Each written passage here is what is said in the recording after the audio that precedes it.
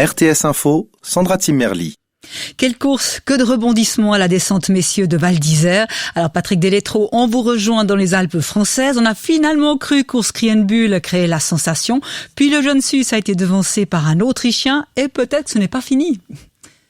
Oui, course à suspense à Val d'Isère. On a longtemps cru que les anciens allaient remporter cette course, qu'il déclarait Feutz. Et puis finalement, donc, Urs Krienbühl, le Schwyzois, deuxième à Bormio, c'est son seul résultat marquant en Coupe du Monde. C'était il y a presque une année, donc est venu en tête. Et puis il a été battu, lui également, par Otmar Striniger, l'Autrichien. Première victoire en Coupe du Monde. Pour lui, 5 centièmes seulement d'avance pour l'Autrichien sur Krienbühl. Kilde est troisième à 14 centièmes. Beat Feutz, 5e à 31 centièmes. Les écarts sont infimes. Pour les autres Suisses, le Maroka Wietzel est 14e, Carlo Janka 15e, Marco Odermatt 23e. La course n'est effectivement pas terminée. On note aussi que Niels Interman, après 1 minute 33 de course sur les un peu plus de 2 minutes qu'a duré cette course, avait le meilleur temps avant de faire une faute et de chuter. Mais donc, des surprises aujourd'hui à Val d'Isère. Et vous l'avez dit, la course n'est pas terminée. Ralf Weber, autre Suisse, va prendre le départ. Merci Patrick Deletreau. Et bien sûr, les résultats, cette fois-ci, normalement définitifs tout à l'heure dans le 12-30. En Suisse, la police est intervenue hier soir pour mettre un terme à une fête privée réunissant quelques 80 personnes à Unteriberg, dans le canton de Schwyz. 2 personnes ont été arrêtées, l'une pour violence et menaces contre un fonctionnaire, l'autre pour faire retomber son taux d'alcoolémie. Toutes les autres ont été dénoncées pour infraction aux mesures de lutte contre le coronavirus. En Allemagne, c'est confirmé. Les commerces non essentiels et les écoles vont fermer dès mercredi, et ceci jusqu'au 10 janvier. Angela Merkel l'a annoncé en fin de matinée après une réunion en visioconférence avec les dirigeants des 16 Länder. Ces mesures ont été prises pour éviter que la propagation du Covid ne devienne incontrôlable avec les fêtes de fin d'année, a expliqué la chancelière.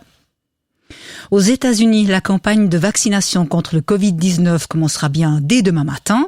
Le produit de Pfizer et BioNTech sera prêt à être injecté dans les hôpitaux et autres sites, annoncent les autorités. En Suisse, le responsable du secteur à Swissmedic explique dans le Sonntagsblick qu'il a encore besoin de précision quant à l'efficacité, la qualité et la sécurité des produits avant de pouvoir donner l'autorisation pour notre pays. Les vaccins de Pfizer, de Moderna, de même que celui de Janssen, sont au coude à coude dans la course, précise Klaus Bolt.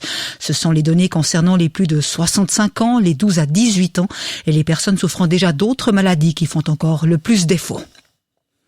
5 personnes ont été blessées par balle ou alors à l'arme blanche hier soir à Washington durant des manifestations pour réclamer, comme les participants l'ont encore crié, 4 ans de plus de présidence Trump.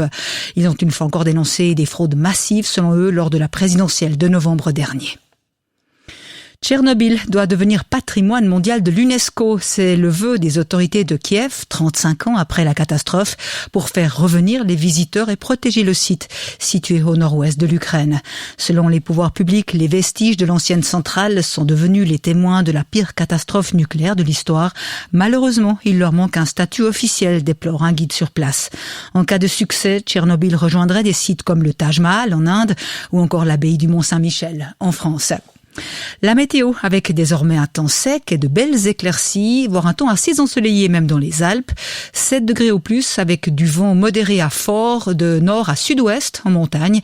Et puis demain matin, stratus sur le plateau, au-dessus et ailleurs du soleil, malgré quelques voiles de nuages élevés, avec un être doux aussi en montagne. Mardi, pluie jusqu'à 2000 mètres, 1006 en soirée. La météo avec Swiss Peak Resort.